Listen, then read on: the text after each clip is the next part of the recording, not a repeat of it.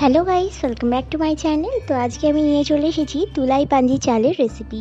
আর এখানে আমি তুলাই পাঞ্জি চালের কিভাবে রান্না করতে হয় সেই পুরো পদ্ধতিটা দেখিয়ে দিয়েছি, চলুন দেখে নিন।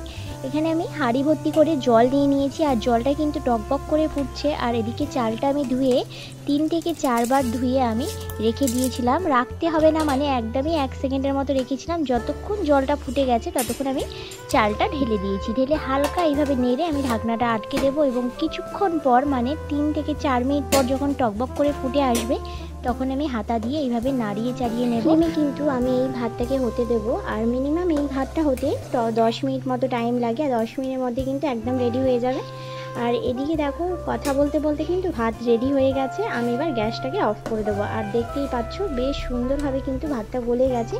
এর থেকে বেশি গলানো যাবে না, তাও তোমাদের বোঝানোর জন্য আমি একটুখানি ভাত নিয়ে সেটাকে আমি গেলে দেখাচ্ছি।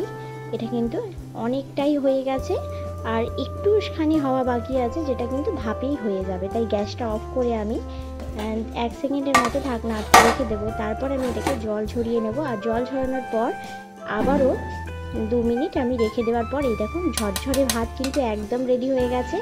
গরম গরম খাসির মাংসর সাথে কিন্তু এই ভাত অসাধারণ লাগে। আর তাছাড়াও ইলিশ মাছ ভাপার সঙ্গেও কিন্তু ভীষণ ভালো লাগে। অবশ্যই ভালো লাগলে চ্যানেলটি সাবস্ক্রাইব করতে ভুলবে না, আর এই রকম রেসিপি দেখতে চ্যানেলটি সাবস্ক্রাইব করে রাখবে।